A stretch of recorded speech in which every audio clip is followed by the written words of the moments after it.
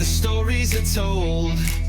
Warrior hearts beating brave and bold. Small town pride in the air we breathe. The spirit of the game will never leave.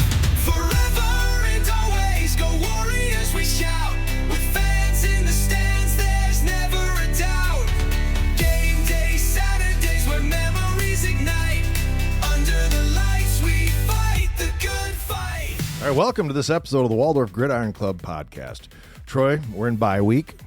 Yeah. Which, I mean, I think it's due time. You know, we've played 7 straight.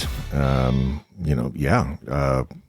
do we've had 4 on the road, 3. No, not 3. Yeah, 3 at home. Mm-hmm. Yeah, 3 at home, and we're still. Man, we're searching for that victory. I mean, gosh dang it.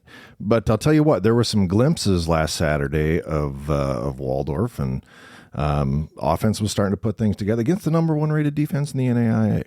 Yeah, they had a good quarter, I guess. There was a good quarter there where they came in. I mean, it wasn't like last year where it was like 70-something to nothing, and we scored on them. We did the offense kind of came alive for a moment, and it's like we were doing our stuff. We were running and all of that. We just couldn't, they are a number 1 defense, so they'd get us stopped, when they want, basically. I mean, football is a game of imposing your will on the other human beings across from you, and they were pretty able to do that, including on their offense, which was, they had big plays, and it was irritating and good for them. I mean, they could get out there and do it, and you'd be like, I think we got them on 3rd down. We got them on 4th down, and then 25, 30-yard pass, and it's like, of course they catch it, So they did that 3 or 4 times, and it was very irritating. But they're a good team. They're going to be in the top of the running, I think, of the GPAC. I think it's going to be. I think so. Yeah, Concordia, and obviously Morningside, and Dort. I think that's who's up there. But it's still a lot of season left. Well, they're definitely a program on the rise. Coach Penner's got them right where he wants them. Their defense is playing. And again, it's discipline. It's disciplined football. And one of the things Coach Chop and I talked about right before halftime as they were walking in is he's like, we got 10 guys out there doing just great things, and we got 1 mistake. But when we make a mistake, they score. Yeah. And when they make a mistake, well, Yeah. So that was right there. And again, good effort on the Warriors' part. I'm going to cough a little bit if you guys don't mind. Go right ahead. Oh, that was a beautiful cough. Yeah. Thank you. I was working on that. So anyway, Troy, what we're doing is we're kind of doing a flashback. It was homecoming last Saturday. And so we got lucky because we have a couple guests today, Troy. We do. It's homecoming. We've got number 3 from Monroe, Louisiana, Mike Mouton. Welcome, Mike. How's it going, buddy? It's good. I'm happy to be back. Yeah, absolutely. It's always good to see you. It was great when I found out that you were around. It was a lot of fun just catching up with you and everything else. And we're going to do a little bit of that yet today, and it'll be good. Well, also, you brought somebody with you that we remember seeing in a jersey. Number 2. So 2 and 3, Vontay Harper. Harp, buddy. How's it going? How you doing? Good to be back. Good. We're going to catch up with you guys and figure out what you're doing in your life right now and all the things, because I know enough about you dudes that you're doing some exciting things out there in the real world post Waldorf. But Mike, we're going to start with you. We know, and we've talked about it quite a bit during the this podcast, that you went on right after Waldorf and you ended up with a professional team down in Brazil first. Is that right? Yes, sir. Yeah, tell us a little bit about what it's like to play in Brazil. It's pretty fun. It's a culture shock. I really loved the hospitality there. It was really cool. I did a crazy thing my first day I got there. My coach, he was like, "Hey, you don't got to come to practice tonight, or you can just sleep." Or he said, "You just come to practice and watch." And I was like, "Oh no, I'm practicing." So right. I got there like fresh off the plane. It was like a really long flight. I had layovers, like 3 of them, and I went in. and practiced, and it was an okay practice. Had to learn the plays, of course, but when they taught me the plays, it got pretty easy. And but just playing there, like seeing different parts of Brazil, traveling. I don't know the name of the bus that they call it that we traveled on, but I call them a double-decker bus because it's a top level and a lower level. So that was my first time riding on one of those. So it was really cool. And and they're amazing. You can let the chairs back all the way until like you're laying down, and it's like a thing in front of you can let up, like kind of like an incline chair. Yeah, like a little recliner thing. Yeah, recliner, and then you put your feet up right there. And man, every time we traveled, I would just sleep like a baby. Probably not a lot similar to the bus trips to, say, Dickinson State. I know, right? Oh, No, that's crazy. That's crazy. So how does that happen? How do you go from you wanted right away, you knew that you wanted to go to a next level, and you did that. How does that work? Is that just one of those things you put your tape out there, your name, and hire an agent, or what all do you have to do? So I got interviewed by NFL Draft Diamond twice, and that made me an NFL draft prospect. And then I did like 2 or 3 other interviews as well. So it got my stuff out there. You upload your tape, you get some pictures, you do some online videos, like just some interviewing things that they do with you. And then also I did it's an app called Euros Players, so I got on there as well. Okay. And then sometimes you'll look up and you'll get some teams reach out to you on their own. And but for the most part, just depending on like with a guy like me coming from a smaller school, I got to put myself out there a little bit more. So I had a scout and an agent help me. And she's the best. Like 2 teams I played for in Brazil, she sent guys there. So she kind of told me, like gave me a heads up of everything about it. And she's from Louisiana as well. She's from South Louisiana. So she was telling me like the other players she helps out, like call her Mama D. So it's kind of what I call her, Mama D. So she helps out, and then I let them look over my contracts. My agent, Mr. John, I let him look over those, and she looks over them as well. And so that's how the process goes. Wow. Yeah, I tell you, that's something that you don't, obviously we know that there's, everybody thinks of the league, they're thinking the NFL and stuff like that, but there's a lot of opportunities out there. And so 2 seasons in Brazil? Yes, sir. Okay, and you said you learned a little Portuguese? Yes, sir. Like how much? I'm almost fluent. Almost fluent? Almost fluent. So tell everyone hello or say something in Portuguese. Oi, meu nome é Mikey. Eu jogo futebol americano in Brazil. Sounds Spanish to me. I'm just saying that sounded like Spanish. And they're all part of the Romance languages, Portuguese, French, Spanish. Yeah, that probably is good Romance language. You can pull that out there. You'd be like, oh yeah, like you can't pull that out anywhere, man. Yeah. No, absolutely not. There's rules. Yeah. Bring that. Keep that in the bag. It was for me to learn it. Like I didn't take any classes or anything. I kind of had to jump into it. It's a funny story. What kind of motivated me to want to learn it. Okay. So one of my teammates from my first team, like we'd be in a group talking. And like everybody be speaking English, and then he'll come in and speak Portuguese and say something about me to mess with me, and then everybody be laughing, and I get aggravated because I don't know what he's saying. So probably like a month and a half, 2 months later, he tried to pull it off again, and then I told him what he said in English, and he was like, "Bro, you've been learning." I was like, "Yeah, just because of you." So that helped out. I kind of learned on my own too. Just being around the guys, and like if they say something, I ask them what that means, or if I want to know something, because like when we would go out to restaurants and stuff, I didn't know how to order my food, so I'd be like, "Hey, can you like tell them what I want right here?" I want a cheeseburger. Yeah, it's crazy. Oh no, that's easy. It's kind of the same as English. They say hamburger. That's how they say it. Wow. If you say hamburger, like they don't really know what you're saying if they don't speak English. So you got to pronounce it how they pronounce it. Oh, okay. Well, geez. And so then from Brazil, you jumped across the pond. Yes, sir. So how'd that did somebody see your tape from Brazil, or did you use your scout and your agent again? I was on the Euro Players thing, so I sent it to the GM for the team. And I messaged him in November, like right when I was getting ready to go home from Brazil. And then he hit me up like in January.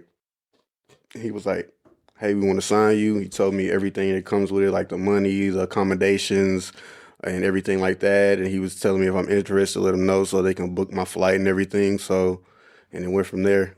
And then went out there and played, and that was statistically my best professional season. And but other than that, it was a great experience for sure. Just being around. I'm kind of a history nerd too, so I like the architecture they had around. Love the architecture. Because you were in Istanbul, right? No, I was in Budapest. Budapest. All right. Budapest, Hungary. I guess when I was looking up football teams in Istanbul, I wasn't anywhere close. I think they have one. Well, yeah, they have a couple American football teams. Yeah, absolutely. I think they used to have one in Constantinople, but yeah, my teammate Istanbul now, not Constantinople, so you can't go there. And No, I got it. Yeah, bad joke. Yeah, we might be Giants. I think is what they were calling. That was the team. I think they were the Giants. They might be. Anyway, okay, I'm going to end that run of jokes. Back to you. Go right ahead. Go ahead. Sorry. Yeah. So Budapest. Yeah. Yes, sir. What's that like? It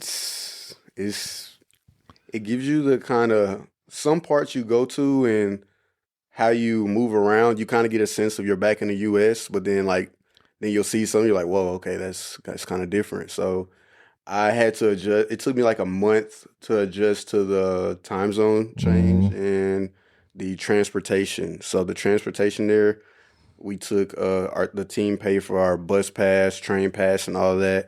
So I've never been on a train in my life, never been on the subway, never been on a bus, any of that. So that was my first time riding all of that. It was kind of cool. Yeah, absolutely.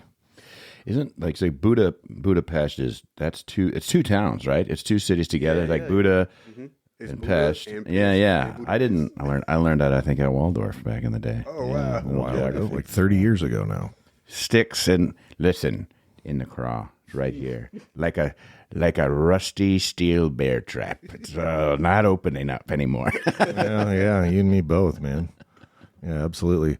All right, Harp, you're man. I've seen you around town a little bit, but you've been a busy dude since you left Waldorf. What's been going on? Just been living the life. Just been competing in mixed martial arts and kind of just living the life. Honestly, enjoying it out here. So, is MMA something you were always interested in? I was fond of it as a kid. Like I always watched it. I've always watched wrestling. I just never really had the opportunity to compete in it because I was always a football player. Yeah. And me last year not being able to come back and play last season, right, kind of just opened up a door for me. I just randomly come back and I could show up one day and they got fights out here and the guy was like, "Hey, you want to try it?" And I'm like, "Yeah." And we're here today. So do you have like a trainer or something like that? Is there like a dude that, I mean, how does that work? Just like, hey, get out there and try to beat this guy up. Yeah, so it kind of was a crazy story. So when I moved back last summer, when I got the phone call that I didn't be able to come back and play my last season at Waldorf, right, when I moved back here, I was just working a job, working at my job that I currently work at. And I ended up just showing up to Mason City one day where they have these fights up there in the event center. And I just showed up with George and a bunch of my friends and teammates. We all just showed up and they were like, "Hey, you should show up and watch this." And then I end up being the person I am, highly competitive. I'm like, "Hey, I want to get in here and do this. Like, I think I can compete in this." And they're thinking I'm just talking mess. I'm crazy. And like, I go up to the guy who's, promoting the show. And I was like, "Hey, can I get your information? Like, I think I'm interested in this stuff." And me at the time, I'm still in school. Like, I don't got the time. And then we take like a month or two later, I end up just texting him and he started like saying like, "Hey, yeah, if you really think you can do it, come train with me." And you got to think this guy is Darius Flowers. He's UFC fighter. Like everyone knows him in the state. Like he's the guy. And he was like, "If you think you got it, you can come train with me." And I just been training with him and Coach Johnny out there in Mason City at PHF Karate ever since. And they made me into a champ. So how many fights have you had since you started? So I started training in January of 2020, so of this year, and I took my first fight at the end of January. So I've had 5 fights now. So I'm 4-1. I am 2-1 in MMA right now, and I'm 2-0 in kickboxing. Okay. What? So I mean, scary at all, or is it just? I mean, not at all. Well, it's like another day in the office for me. It's just like competing.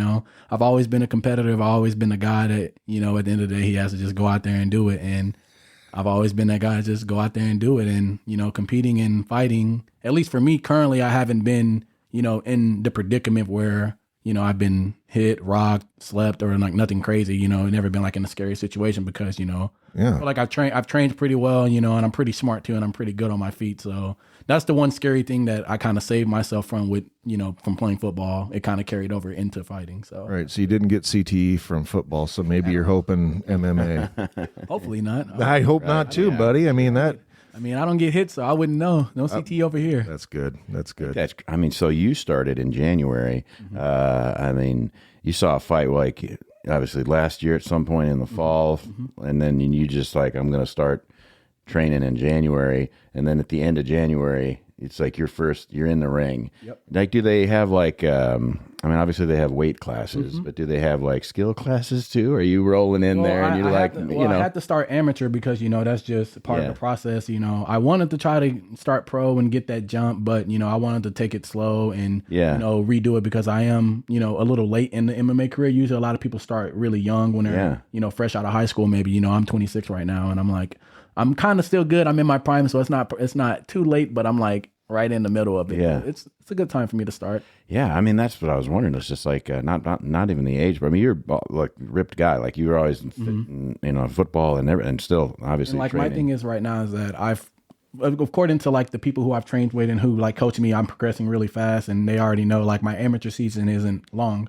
It's usually people take like years, 3, 4, 5 years amateur. I'm not going to be amateur longer than a year and a half. Okay. Like I'm already going to be probably debuted in pro hopefully next year sometime. Oh wow, yeah. Because I've been on a climb and I've been on a tear through my amateur season. I've knocked out literally everyone I fought, and it's not even going to be close. And hopefully I can get another fight soon to just prove myself again that, I'm that guy, I want to be that guy, but hopefully I can get back on the football field because I like playing football. You're going to find out, you go pro, like you'll find out too where you're standing. Do you have a way to train with pros to some degree? So you kind of know where you're at and you're like, you feel confident making that.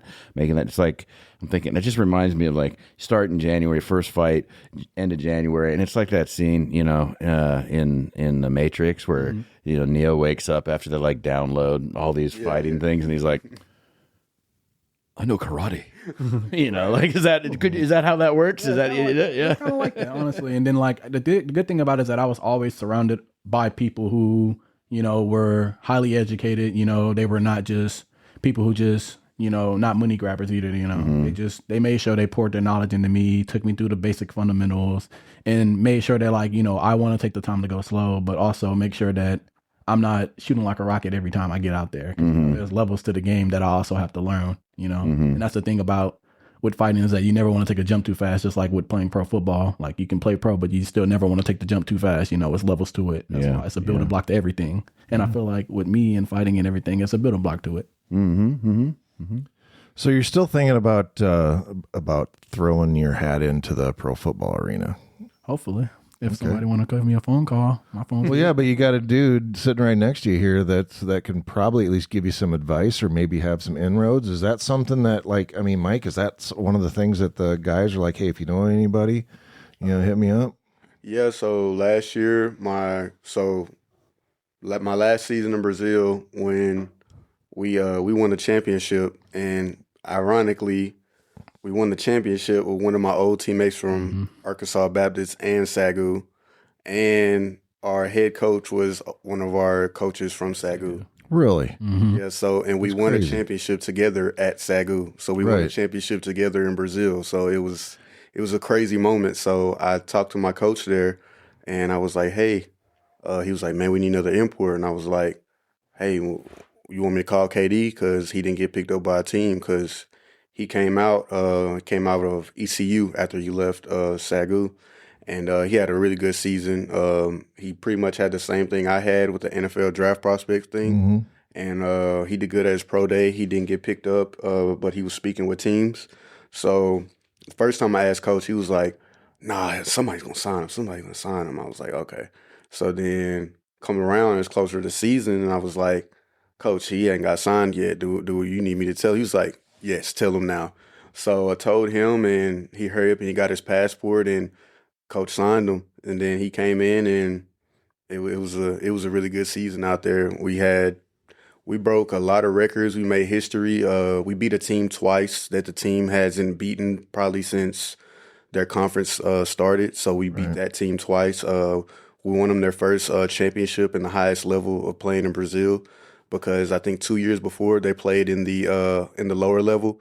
So the season we got there, that was only their second year playing in the highest level in Brazil. So being there and having the people with me that I've won with before was pretty cool. So for sure, like with him, I've already talked to him about it, about the Euro players thing. Like he can create that, and because I mean, when I was here, like dude, his film from when I was here that season was crazy. I mean, one game, you watch that one game against Simpson, like you're you're like, bro, who is this guy? You know? Yeah. So it's like, I mean, almost like he had like 200 all-purpose yards or something and like 3 touchdowns. So it's like off that one piece of film, I think they would want to get him, especially with how versatile Tay is. I mean, he could play running back, he could play receiver.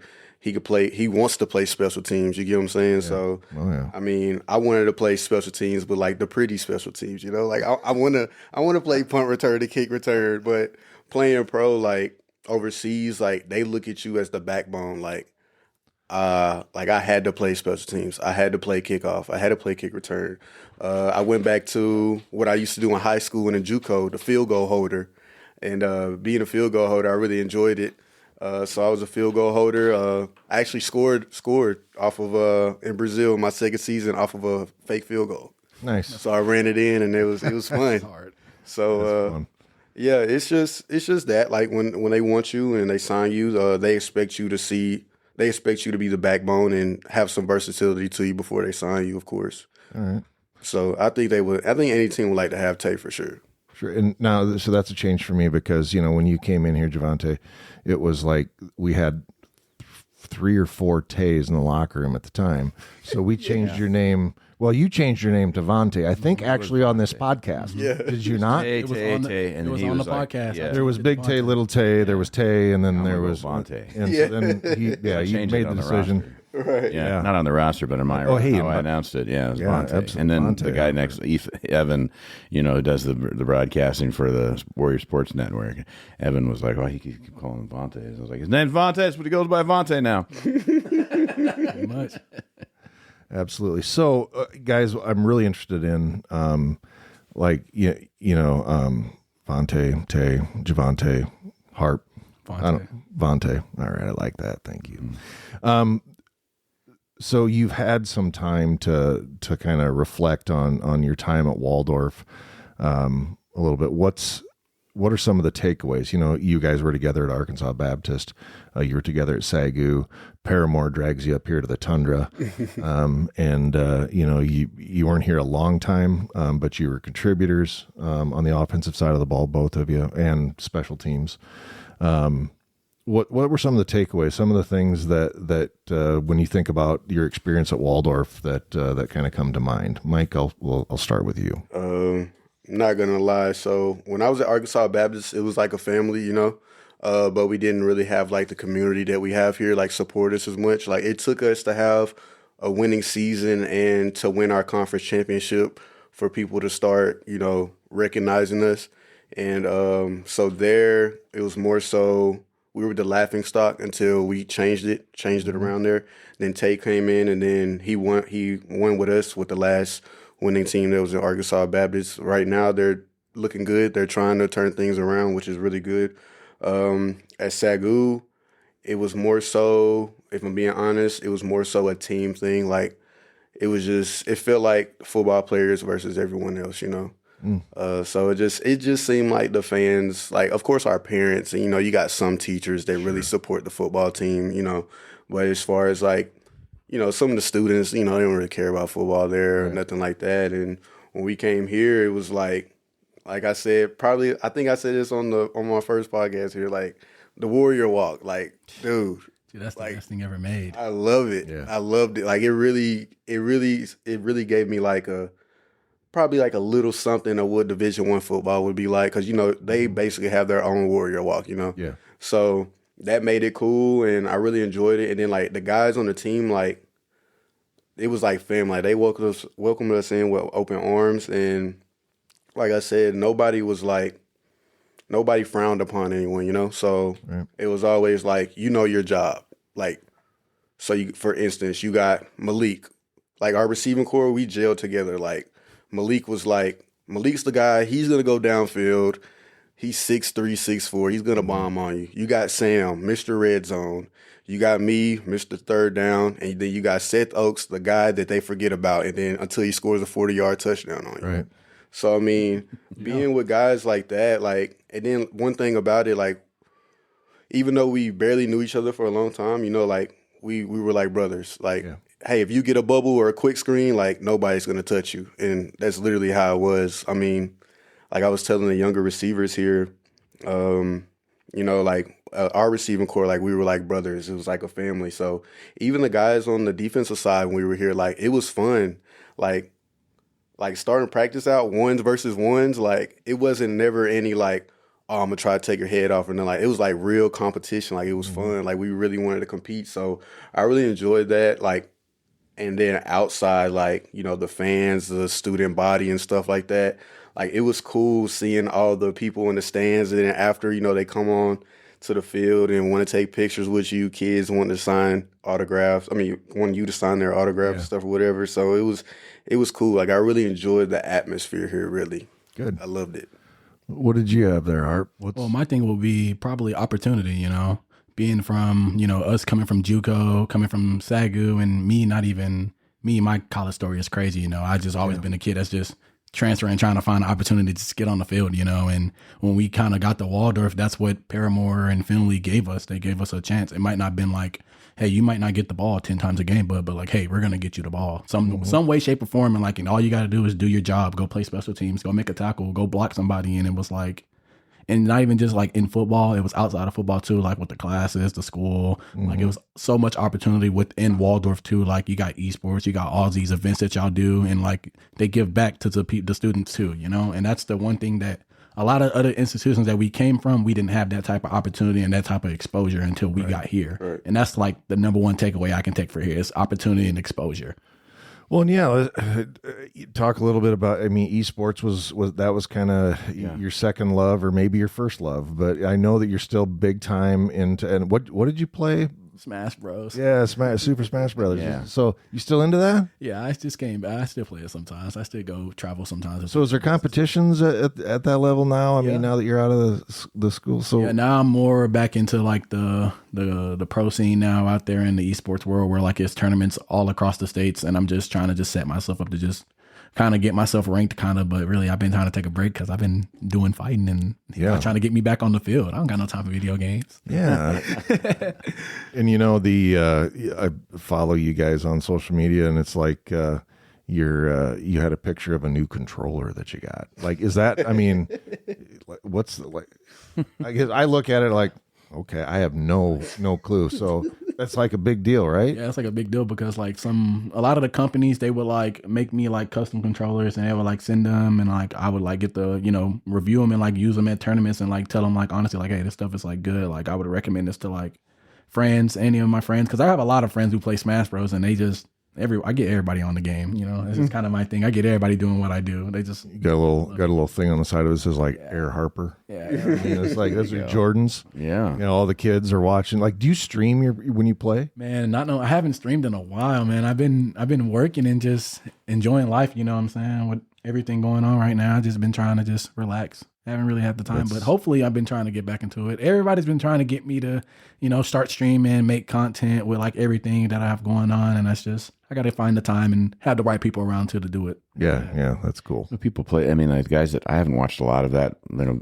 content where the gamers are, you know, and then like the whole time they're just talking, you know, like that's like, so like, do you do that anyway? Like you're just already talking? Like I you know, you're playing a game, you're doing your thing with your magic controller and stuff like that, and then you're out there. I'd be like chatting with my friends because a lot of my friends would join the streams and stuff. They'd be in there just talking mess. It's just good times. It's like us on a podcast. It's like a podcast. It is exactly like you're watching somebody play a video game. Yeah, exactly. And maybe not even talking about the video game, and then talking about something completely different. I'm like, oh man, something happened on the video game, and then they're talking about. It's like you're just like, I'm going to introduce this historical precipice about some of these other issues I want to talk about today. I was like, oh, you gotta whatever. It's crazy. I'm just trying to get on the game and stream. You know, I just got off work. I just got through fighting. Dang, I just scored 3 touchdowns in a game. Y'all want to watch me play Smash Bros? Like,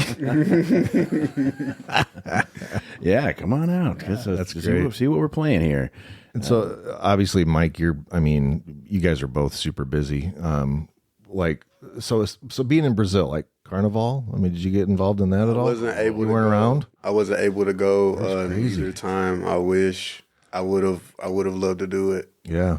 And so what did you like? So obviously it's probably a lot like did you get any downtime, and what were you able to do to kind of experience the culture in both Budapest and Wait a minute. Budapest? I gotta come back.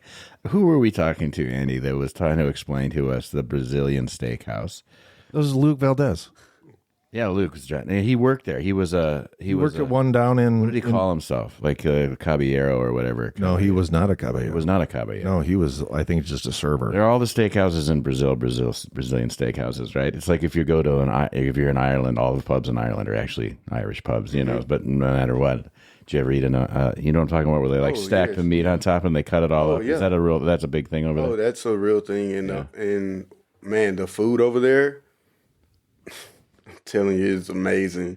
You can eat bad over there and still lose weight, and if you're active, it's crazy. What? Like Sounds it doesn't like a good place. it tastes different too. Like I would, man. All right, so it's a funny story. Me and my teammate Katie, we were at the gym one day, and these women that would speak English and they know my coach, they would ask us. I remember one day they were asking us. They were like, because when I got there, I was losing weight fast, and they were asking like.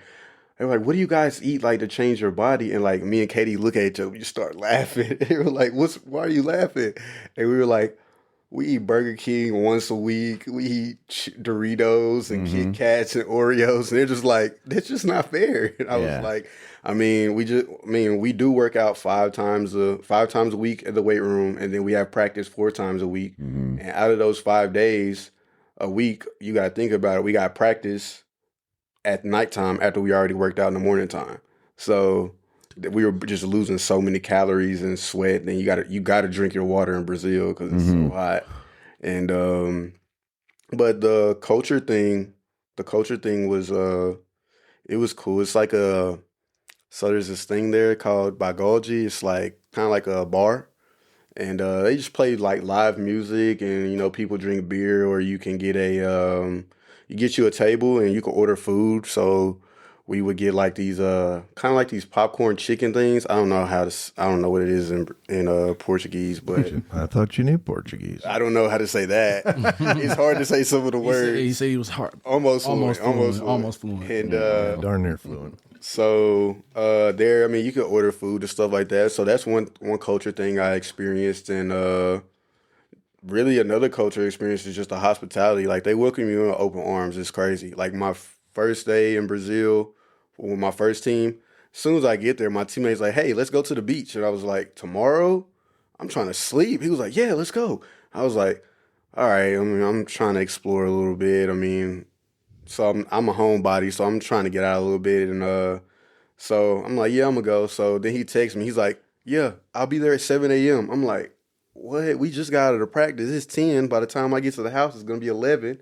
Got a shower and everything. I won't go to bed till about 12:30 or something. So I was like, all right, man, let's do it. So, and then some of those guys, I still talk to them to this day. Like over there, it's like a real brotherhood. And what else? They like to party. They like to party a lot. Like, not like, you know, college parties, but like, party, like celebrate like everything that somebody does, like an accomplishment you do or something. Sure. So like they're very involved with people they care for there. So that's one culture thing. And then they have a lot of other different holidays there, that, you know, but they close down everything for their holidays. Like even the convenience stores, like stores you need, like necessity stores. It's crazy. I was like, what? This is different. So but yeah, like other than that, yeah. And then from a Budapest standpoint, I'm not gonna lie, didn't really get out too much because it was freezing cold when I first got there. Like it was, like, look, being here, I got used to the cold, right? Right. And as soon as I get used to the cold, I go straight to the heat. in Brazil. Yeah. So I'm playing in Brazil for 2 years, getting used to being in 103-degree weather, like I'm in Louisiana. And then as soon as I get back from Brazil, I was only home for like a month and a half or 2 months. And I get the call to go to Budapest. As soon as I get there, it's like 23 degrees. I'm like, no. Back in Iowa, I was like, dude, welcome this back is crazy. to Forest City. But I tried to get out. Like, I did some stuff with my teammates other than that, like the culture, like, they're cool. They're welcoming people as well. They love American culture though there, because Budapest. So I can't say I got the full Hungarian experience, because Budapest is filled with like a lot of different cultures. Like, because a lot of people there speak English, so you'll see some people from Asia, some people from the U.S. You'll see some people from Africa. You know, different types of Africans like Nigerians as well. So a lot of people there speak English, and it's multicultural, I would say. We met some Brazilians and Hispanics there. You'll meet some people from Mexico and Spain as well. It's also a tourist place. It's very touristy. So so that's the stuff that I went through there. It was pretty cool, just seeing all the different cultures. That's way cool. So Harp, you've been around here a little bit, but you ever make it back home? Get down to the Houston area, or where all you been going? Yeah, I take some trips to Houston sometimes, every now and then. Yeah. How's your grandma doing, buddy? She's doing pretty good. They're all missing me at home. They're trying to get me back. Yeah. But y'all know me. I love my Iowa, man. It's my home right now. Yeah. So what's the big plan, man? What do you got going on in your life? Man, I don't know what's the plan. I got to figure some stuff out. You got to get a lot of stuff figured out. Some people want me to go play pro football. Some people want me to sign pro fighting. It's a lot of stuff. I know for sure, though, in the next couple of weeks, I want to attempt to try out for the UFL again, hopefully in Houston, because I know they have a tryout again. I know last year it kind of wasn't the best because it rained when we had the tryout. So it was like we didn't even get a full tryout. So I want to try to give it another shot, see if they can give me a good opportunity to go out there and showcase myself. But besides that, we'll see what the door's open for us, Well, that's good. Are there leagues as far as like, with the how this it's a circuit for the fighting, and so like how do you find out about those? I mean, it's like, Mike's talking about getting called to Budapest, and so once you get into the pro circuit with fighting, then how do you? Like, where do they send you, or how does that work? I don't understand. Really, you get phone calls, you get messages through your phone. Some people hit you up on Facebook. It just depends where. I do have, since I fought out of Mason City, I have a guy named Darius Flowers who fought UFC. He does a lot of my fights, promotions, and people hit me up. And my coach, if anybody usually texts me about fights, I always run it through them before anything. But a lot of the times, there's a pretty good pro circuit in Texas for sure. We got Fury Fighting, we got Elevate, we got a bunch of organizations that send people straight to the UFC, straight to like one championship, with us like the two top fighting organizations in the world, which is where hopefully if that door opened, the door opened. So I have been in communication with them, but we'll see. Yeah, because when you get there and then you finally you get on the Joe Rogan show, you'll be like, you're pretty good at this podcasting stuff. Yeah, I've been on the Gridiron Club podcast. Got nothing on the Gridiron Club. Well, of course not. I mean, started out here. Yeah, got good training. Right. Training, right? You know how that works. And is that so with the well, I don't know how many teams are in. Is it South? It was like with Brazil. Like how many teams are in Brazil? Is it a South American league? Is it a? I don't understand. I got you. You know what I mean? And then you get into Europe. I'm understanding European. So and the sizes and conferences. I don't know how that works. Explain that. So in Brazil, it's the BFA. That's like the NFL Brazil. So it's like pretty much the highest competition. So like when I first got there, it was a guy from Oregon playing in the league, a guy from USC, and some other like really good guys from other schools. So that's the biggest one. And then you got CBFA, and then you got CBFA Division 1, 2, and 3. And those are 2 and 3 are kind of like the guys, is like the league that's like, they're not very good, but they're fighting to try to get better. So if they're CBFA Division 1, they're kind of like on the brink of trying to come up to BFA. So they're a little bit more competitive as far as like beating a high-powered BFA team. I'm not sure if that's possible, but they'll probably beat a low-tier BFA team. And as far as in Budapest, they have the HFL, the Hungarian Football League. That's like the NFL of Hungary. And then you got like Division 1, 2, and then those are like the lower levels as well. So each league is like different. They have their own. Ironically, I just found out there's football in Colombia. Yeah. Never knew that. Did not think that. Yeah. So it's new. I'm still learning these other things.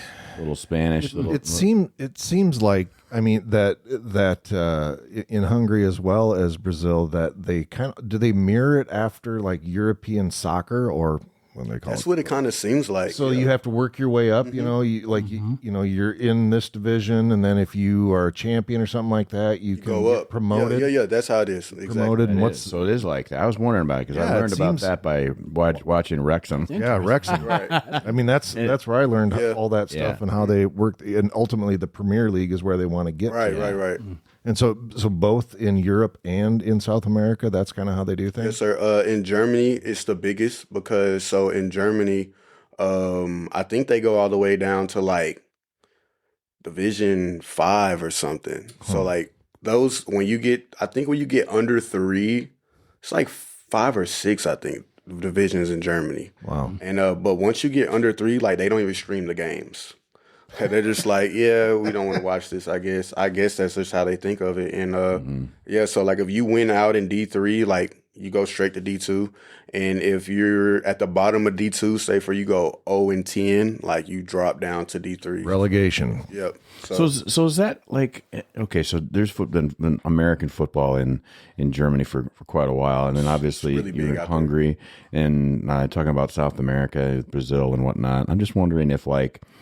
Why is the NFL spending so much time in like Great Britain and Ireland? Is there not American football over there? It is. I think it's promoting it, and I guess it gets other guys and kids that are growing up to want to play it more. Because when you get there, so like so when I was in Budapest, I was coaching the youth team. So we have a youth team there. So I was coaching that team, and then there's a Division 1 and Division 2 team. So typically the Division 2 team, you would have those would be probably like high school kids. Some of them probably getting ready to go in college, or some of them are in college there. So that's kind of how that works. Once you get to Division 1, and keep in mind, the lower level leagues, you typically can't really have American imports on there. So those are pretty much more so developmental leagues. And then, but once you get to the big leagues, that's when you get the American imports. So that's kind of how it works. That's what they call you, an import. Yeah, that's what they call me. Yeah, it's just so crazy. Just an import. I had to get used to it. Just like what? Well, it's almost like calling you a name. Like, yeah, you're just an import. Yeah. Just worth some money. Well, Vontay, do you care where you would go? Like if they said, I'm going to have you be you're going to be in one of these, European or South America, or, I mean, where you going? Wherever they want. Just waiting on the phone call. Waiting for it, huh? Just waiting on the phone call. I'm there. If you had your choice, though, like if you could make dream as a Barcelona, I don't know. Barcelona would be nice. That's They have good football in Spain. That's what I heard. Spain would be nice. I wouldn't mind anywhere. Japan. Oh, yeah, the Japan. He X knows League. that. What? He knows I've been X saying League. Japan. He knows Yes. I've been saying Japan The would be X the league League. I would go play for. Yes. Japan it's a big thing there. Real deal football there. It's really good. Really? High level too. I didn't It's like I say Japan football is almost equivalent to Canada. really. Really? Pretty close. It's competitive. It's Andy- actual football. Andy and I are learning things right now. Yes, We're it's we're fantastic. I'm surprised by this. They have academies there. It doesn't surprise me that they love American football. I mean, the cultural stuff that we've got, they do. They it seems like Japan likes that. But football, I mean, Yes. so they really getting after They it. pay good money too. They do. Yeah, but there you have to have a degree. So you have to have a degree in order to go play. So A degree to play football. yep, there in Japan, and it's there's a guy that plays there from UConn. He's quarterback? Yeah, Yeah. David Pendell. He's like really good, and he's been like lighting it up in that league out there for so long, probably like 3 years now. Really? And yeah, he's like they compare him to Lamar Jackson out there. Like if you listen to the announcements, they call him like Lamar Jackson and stuff. It's crazy. Wow. He's like really good out there, and the competition level's fast. Like those guys out there are flying around. Like the receivers there, you'll be looking like, dang, ho. But what I've learned is like they have football academies there. Like they're literally out there training. Like even some of the guys that are in school or in college, or like as soon as they try to get to that league, like their training, like even in the lower, like whatever grade or whatever age they're in, because a lot of them want to get to that level. Same thing in Germany for the GFL and in Europe overall, the ELF. So a lot of those guys, like they play in the lower leagues to kind of build their resume so they can get to the big league, because that's ultimately their goal. Wow. No idea. Yeah, so all right. So playing in South America, playing in Europe, how often when somebody like, oh, hey, hi, welcome. What do you do here? And you say, I play football, and they think soccer, right? Do they? Sometimes. So what do you got to tell them from the jump, just to like? So you got some people that'll notice it, and then sometimes they won't. So like, my mom was making fun of me when I first got there. She was like, you kind of look Brazilian, so you'll kind of blend in. And it was so funny. And so some people would know. So I remember when I first got there, some little kids came up to me to ask could they take a picture. They were like, Americano. I was like, oh, man, I was like, that's crazy.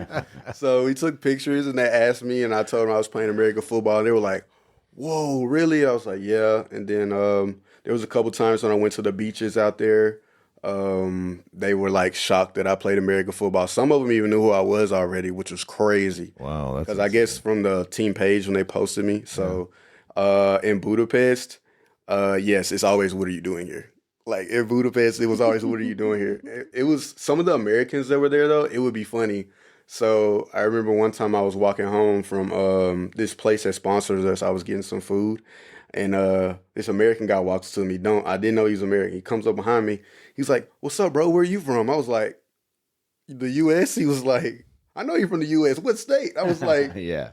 I was like, Louisiana. I said, "You're American?" He was like, "Yeah." I was like, "Oh, okay." So he told me he went to the school out there, the university and stuff. So, I mean, you have some people that can tell you apart and some people that can't. But more so, depending on what state in Brazil, depending on what state you're in and what part of the state, they know that there's American football. Some of them are like, soccer? I mean, football? Yeah. Like, football, nah, yeah. I don't play that. Football. Yeah, I think that's how it is with when in my travels. Like you could pick out an American. We you carry yourself with a demeanor. So like if you're a European, if you're in Europe and you're a white guy, it's like, yeah, but you can tell which one the American guy is because like the way they walk, probably their clothes, their styles. They got some swag. That's exactly About 40 pounds overweight. Thing. And in Africa and then the Middle East and just all these other places, and even when I was in Korea, you can tell like the American Korean in Korea, and it's because again, it's just like there's a it's a characteristic. There's like you said, maybe it is. There's a swagger or whatever, and I think that's so. It's like not hard to pick you out on the street and be like, "What's up?" Because he knows that there's something to that. And I think maybe that's a good thing or bad thing, I suppose. If they're trying to get after Americans, maybe that's not so good. In Brazil, when I had to speak Portuguese a lot, like they would like when I would be speaking and like words that I know or how to get something. They would think that I was Brazilian sometimes. And then when I get to something that I don't know, it's like, eu falo pouco português. And they're like, oh, so I had to pull out my translator. Here you go. This is what I need. And there. Yeah, I would also think that you mentioned all that, there's that the cultural shock would have involved a lot of wax when you were in Brazil. Is there wax? Yeah. You don't know? Wax? Brazilian. Yeah. Oh, Brazilian wax. Oh, okay. Like, oh, yeah. Well, I joined the team. They introduced me to everybody, and then anyway, I have no body hair any longer. It's a very strange welcome that they do, but very good. Everybody here does it. It's okay. I mean, it's not a big totally deal. Normal. Exactly. That's right. They say it's a Brazilian hairless. Yeah. We thought it was a cat. Turns out it's not. Yeah. Not at all. So this is one thing that's getting in my head, and we'll get back to you in a second, Hart. But like, what's the weird stuff that they eat in both? Like some of the stuff where you're like, what, dude? You shouldn't eat cats. No. In Brazil, they eat chicken hearts. they kept trying to get me to eat that, and I was like, I like chicken hearts. "You eat that? Yeah. Oh man, no, that was the weirdest thing for me. I never heard about chicken hearts before. I was like, nah. And what else? I think that's the one that comes to my mind the first time. Like, they kept trying to get me to eat chicken hearts. I was like, no, It's sorry. delicious. So like in Hungary, like I can only, like never have been there, obviously, but like I can imagine. I don't know. I just picture this always overcast and just kind of stone buildings and everything else, and everybody's walking around just looking kind of angry, and their food is all gray. I mean, Man, You grew up in the Cold War, man. well, yeah, exactly. I'm a Cold War baby, Yeah, so I yeah, mean that was probably the thing. But like I imagine their food doesn't have flavor or color. oh my gosh. Is it true? That's how it looks. I'm gonna be honest with you. I didn't really eat any Hungarian food there. I ate all American food, like from American chain restaurants, or I just cooked my own food. But they like, I mean, do they have like a dish? I mean, they're trying to feed you chicken hearts down south, but then you go over across the pond. Oh, there was this type of soup that they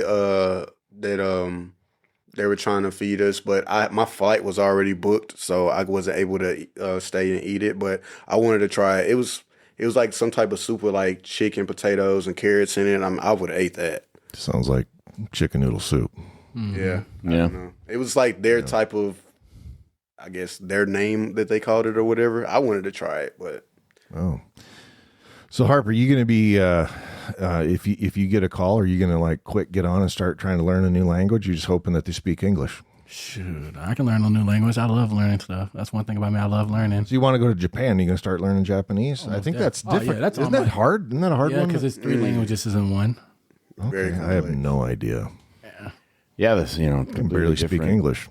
Like Same. this pictograph signs, whatever they call those things. You got it's not like the Well, back when we were that like we've got. Yeah. when we were kids, if you go to another country, you got to learn the language because we didn't have Google Translate or whatever translating app you have Yeah. now. And you just got to stand there with your book looking through like, English to Japanese. Konnichiwa. Yeah. Yeah. Yeah, so I heard that that who was telling me this? They use Duolingo. I think it was my son Tanner was talking to me about asking me about. He's been learning Spanish. I don't know why, but he is, and that's cool. I used Duolingo for a long time. Yeah, it helps. I learned Norwegian and stuff like that. But I mean, it's perishable. Language is perishable. It's, you don't use it; it goes away pretty quick. So I did that for like 2 or 3 years, just working through it. And I thought he's asked me about Duolingo. I was like, well, this is not a Duolingo commercial, but like. I felt like I was really good at recognizing vocabulary and usage and reading it, and I could understand what I read. Right. Conversational, language is different, and if you don't have anybody to practice with, then it's not. And I think you can learn a lot through conversational practices, which obviously you're surrounded and immersed in. That's why immersion training is how the military does it. When you go out and to the Army Language or the Military Language Institute, Defense DLI, you're gonna be immersed for a year in learning whatever languages. We can't do anything but in that language. So you got to learn quick. Learn how to swim or drown, right? But he also said that that now you can use Chat GPT. So like you get your vocabulary down from Duolingo, and then now you can have a conversation with Chat GPT. Yeah. In whatever language you want to, turn your microphone on, and it'll go back and forth with you. might try You think that. about I might that? try that You now. think that? Yeah. And one of the things that I found is that I took in high school, took 3 years of Spanish, and you learn how to conjugate verbs. That's pretty much it. You really don't learn anything conversational. And then through my when I worked in corrections, we had to take a lot of command Spanish for law enforcement and things like that, so that you could communicate with people that English wasn't their first language or that they may not speak English at all.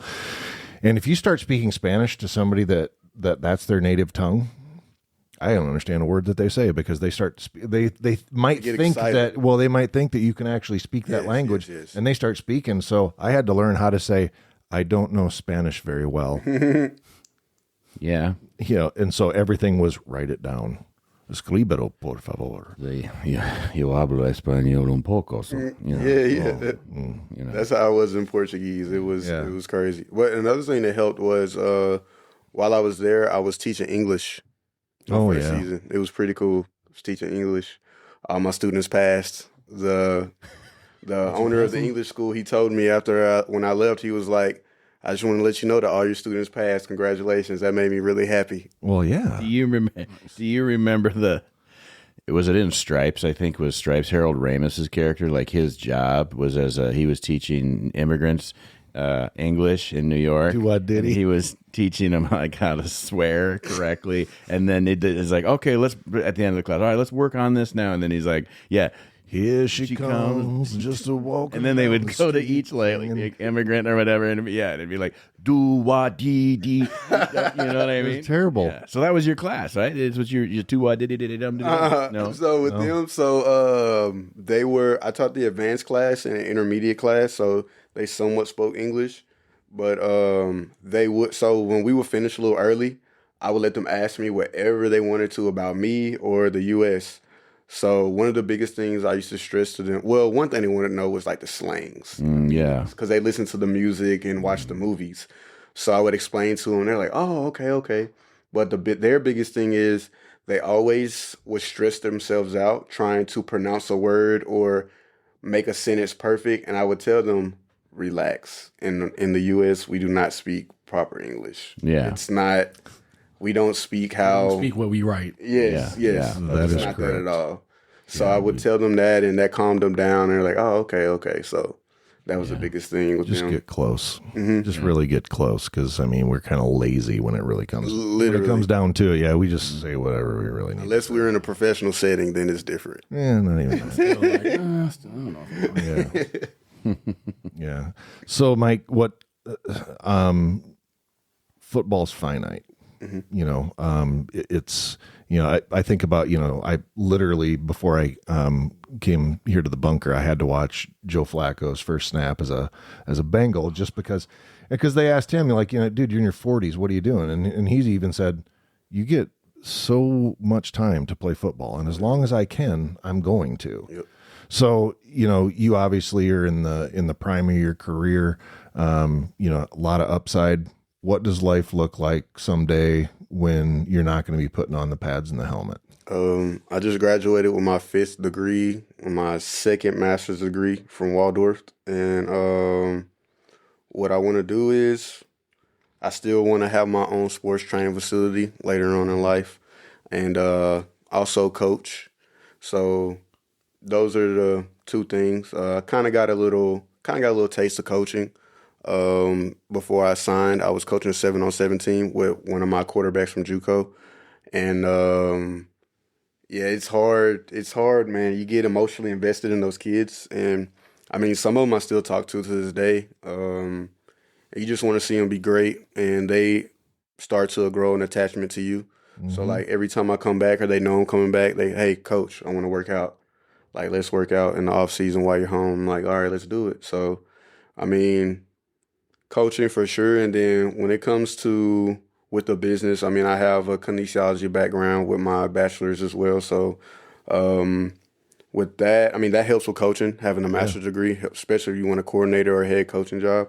But with the business background, that's why I have those 2 degrees to help me. I mean, I know when I'm done, I can't just, as soon as I'm done, I'll get my own facility. Nah, I got to probably take like a year or 2 and probably work at one so I can learn the ins and the outs, not just from a training standpoint, which would be very easy for me, but more so the business standpoint. Sure. So from what I've learned, like, okay, it seems like most of what I learned is like common sense, or it's like, of course, it's like math and, you know, a lot of that involves, but actually you're getting my hands in it, being hands-on with it, just learning like that will be better, because you don't, of course, it's gonna be different than it is in the book, you know. Sure. So I just want to learn that side of it as well, because I feel like the business side will be a little bit more harder than the training sides, like teaching them how to train and everything. So those are 2 things. How do you put food on the table, you know, when you're doing what you love, and right. You know, because they always say, you know, hey, if you do what you love, you'll never work a day in your life. But if sometimes that doesn't pay, right? You know, you could go work for Waldorf University as the director of player personnel and do equipment and stuff like that. That wouldn't pay the bills, trust me. It absolutely would not. But I was talking to one of our players' fathers, Jaden Moore, who we had on the podcast a couple of weeks ago. His dad came up. Wonderful, wonderful human being, Jaden. And after meeting his father, you kind of get why Jaden is the way he is. But we were talking, and he's a great dude. And I said I didn't have sons. I said I had 2 daughters, and so I didn't have the football experience. I said, but I'll tell you that I tell everybody that God gave me 2 beautiful daughters, and Waldorf University gives me 130 sons each and every year. Right. And you talk about building relationships. That's what this is about. It's one of those things you see you guys coming across the field before a game, or just you happen to be in town, and it's like, it brightens my day because, we've built a relationship. You guys, I got to know you on a personal basis, all y'all, and it's just, that's what it's all about. And that's one of the things that I literally have goosebumps right now, just because I love Waldorf football. I love every one of the players that have stepped in and out of our locker rooms. And yes, sir. It's something else. And that's what's so great to see you guys. It's always so great to see you guys. So one of the things I want you to know is, or not know, I want to know from you, and Harp, if you had to tell some kid you're back in Houston, you're a big time UFC fighter, and some kid that you're mentoring a little bit, he's like, I'm thinking about playing football, and there's a university up in the middle of nowhere, Iowa. Why Waldorf? If you had to go back and think about your time here, why Waldorf? Opportunity. That's the only thing, opportunity. Because at the end of the day, Waldorf will 9 times out of 10 give you a chance to get on the field and give yourself an opportunity to be seen and be not just seen, but be seen by not only just your peers, but a community that will come out regardless of anything. They will come out and support their team. And that's the one thing about why would you come to Waldorf? Who would not want to come to a school that will support you regardless of anything? And that's why I would come here. That's good. That's good to hear. What about you, Mike? What would you say to a kid that's thinking about Waldorf University? And I tell them this is probably like overall the best school I've been to. So, I mean, you got you. Like, I remember one example I can give. I remember one of my towels, like a towel came off in the game, and I asked you, like, on the sideline, hey, coach, you think you give me another towel? He was like, yeah, I got you. Completely forgot about it. We get in the locker room, you come out of nowhere with a towel. Here you go, Mike. I was like, oh, dang, I forgot to ask you for this. So, I mean, you're always on the go, and then the coaches, like, I know all the coaches on the coaching staff care about us, and Chop, like, I don't know if these younger kids know, but Chop really loves us, like, seriously, but he's hard. It's tough love, Yeah. And I don't know how the younger generation is when it comes to tough love. So, I mean, you got some that take it one way, some take another way. So, I mean, the coaching staff, the coaches here, they love us. They're going to coach us hard and everything. And like Tay said, they will give you opportunity to get on the field. It's just up to you to see what you're going to do with it. Right. And Vontay, if you had to go back and if you're in front of the team, giving advice on how to be successful on the field and off, what are you gonna tell these young men that are Waldorf Warriors here on our football field? What are some of your takeaways from your time as a Waldorf Warrior football player? Be the guy that's not doing what everyone else is doing. Be the guy that's showing up to class. Be the guy that's at workouts 15 minutes early. Be the guy that's doing his own workouts. Be the guy that's, Be the guy that's different. Don't be the guy that just shows up to workouts 5 minutes before, right when the coach come in. Don't be the guy that's, when Coach Chop hits the corner, that's when you start working out. You know what I'm saying? Mm-hmm. It's not that, because that's not football. That's not how you be successful, being someone that's just waiting for someone to see you do stuff. No, be the guy that's doing stuff in the shadows, and you will see it coming into light. That's great advice. And football is more than Saturdays. Mm-hmm. Football is Monday through Friday. Yeah, absolutely Monday right. through Sunday. Yep. What about you, Mike? What would you be telling a kid that you're up in front of the team? You did have a little opportunity to do that, but what are some of the takeaways that you think are going to make these guys successful? The little things. Like I told the receivers, like, I'm on the sideline, I hear coach yelling about guys dropping the ball. So, I mean, George is still here, and George was with me. I'm happy he was with me to experience that and see how we carried ourselves. And, I asked him, I was like, hey, Like you're the guy now. Why don't you have him on the jug machine or whatever? And you know, I asked him, did the jug machine still work? And I mean, like after practice, all of us receivers, we were on the jug machine, about 20 miles an hour, no gloves. Got to catch 20 passes. So you got to catch 10 on your left side, 10 on your right side, and just little things like that. Like you had DBs that wanted to do it with us. You had running backs that wanted to do it with us. So when guys see like, oh, it's something so simple. You're just catching the ball. And when guys see like that and they see like, okay, I know this is going to get me better, they want to buy into it and do it as well. So, yeah, just the little things. Try not to mess up. Like, watch extra film. Like, forget watch a film with your position group or your coaches. I remember I was in Brazil. My coach told me I had watched up to like 3 hours of film one time, and I was like, whoa, okay, that's kind of crazy. 3 hours of film. I was like, dang. But yeah, it's like you got to watch film, and like Tay said, you got to put the extra work in as well when people aren't doing other things. Because like when we were here, I mean, after we had practice, we would go to the YMCA and work out around like 8 or 9 o'clock. You know, just something extra. It doesn't have to be nothing crazy. It could be like, you know, quick upper body workout, quick lower body work, maybe a pool workout, or just getting a sauna or something. You know, so it's just little things that you feel like you can benefit from. So that's what I take out of it for real. Yeah, it's amazing to me how you see the guys that do that too. You see the guys that are going to be different. You see the guys that are going to go that extra mile. Those are the guys that stand out, and the guys that just show up right when the coach does. Yep. The guys that you know, I'm not really going to watch film unless I'm with my group. Those are the same guys that might be complaining about not getting any playing time, not getting any reps during practice and stuff like that. So, I mean, one equals the other. Right. You know, for sure. You separate yourself, and that really takes you up where you need to be, and gets the attention of the coaches. They all see it. Yeah, I had a friend. It reminds me of this many years ago, but he would, you know, I just said, man, what are you wearing to work? Like you could probably dress a little bit better than what you got going on here.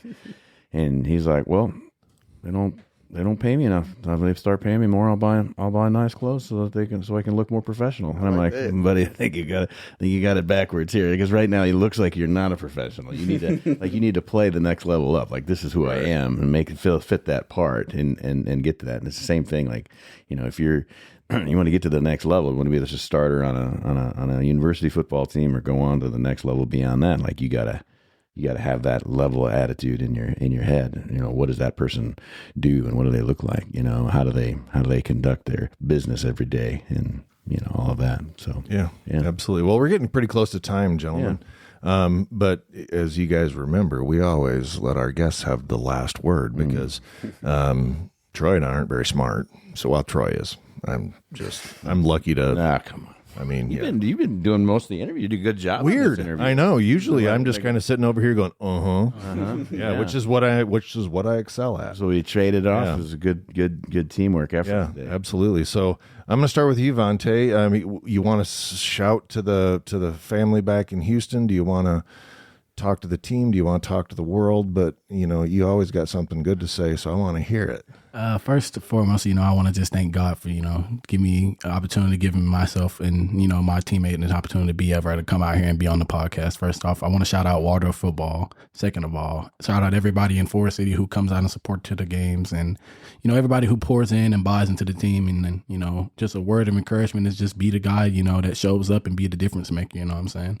Be the guy who is the one in the classroom making sure he's getting his homework turned in. Be the guy that's showing up to workouts on time. You know, be the guy that makes Coach Chop mad. You know what I'm saying? Because at the end of the day, that's how you know he loves you, and that's how you know that you're actually giving it everything you got in order to get on the field. You know what I'm saying? And that's how you get on the field. You know, being the guy that's always there. And yeah, just shout out my family and friends back home and everybody, and shout out, you know, my fight group too. You know, we're got some stuff booming for y'all soon that y'all be looking out for. That's awesome. I can't wait to see what's next for you, Vontay. I'm proud of you. Yeah, absolutely. Thank you. Mike Mouton, the microphone is yours, my friend. Basically what Tay said, I want to thank God as well, because, I mean, without him, none of this would be possible. I want to thank Coach Finley, Coach Paramore. I want to thank those two for believing in me coming up here. And I want to thank Waldorf because, I mean, without all this, without them, I wouldn't have got the opportunity that I'm having today. And I'm really grateful for it. And shout out to the football team. You know, I hope they do better, keep progressing and get better. And my young guys, like I said it yesterday at the game, I was happy. The guys that were freshmen when I got here, like they're all starters now. So I was like, dang, like I'm so proud of y'all. And then seeing Christian with number 3 on, he had my number on. I gave him a big hug when I saw him.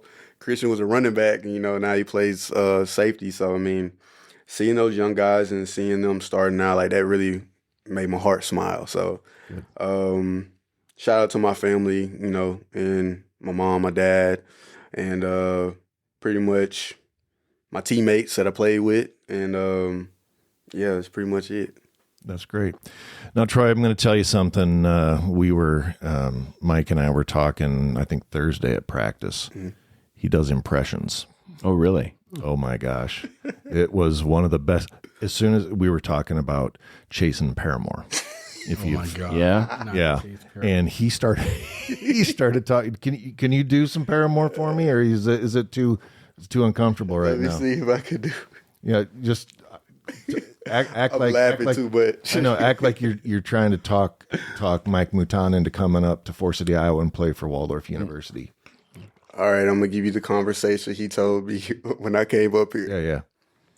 All right, Mike, you got about 19 offers, all right? All right, you got some D2s, you got a D1 preferred walk-on, you got some NAIAs, and you got some D3s. So I'm going to tell you right now, Bubba, that transfer portal's getting a little full. So you going to go up there and fight for the starting job, or you going to come up here with me where you know the playbook and you got a better opportunity for the starting job? What's it going to be, Bubba? Isn't that perfect?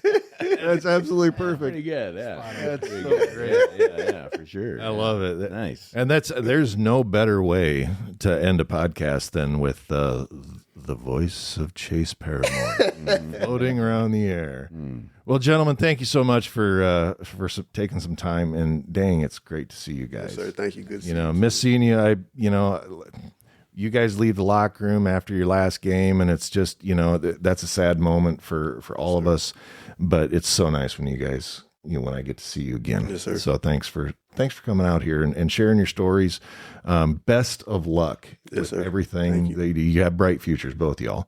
Yes, sir. And just super proud of both you men. Thank you, Coach. All right. Well, that's going to do it for this episode of the Waldorf Gridiron Club podcast, Troy.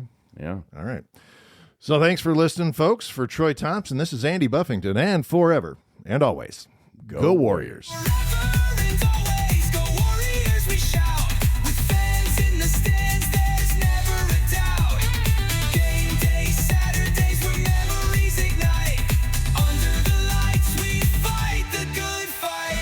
You can join the Waldorf Gridiron Club and be part of the best small college football experience in America. Just visit our website and pick your membership level at waldorfgridironclub.org. You can also click on the Support the Show link in the show notes to donate.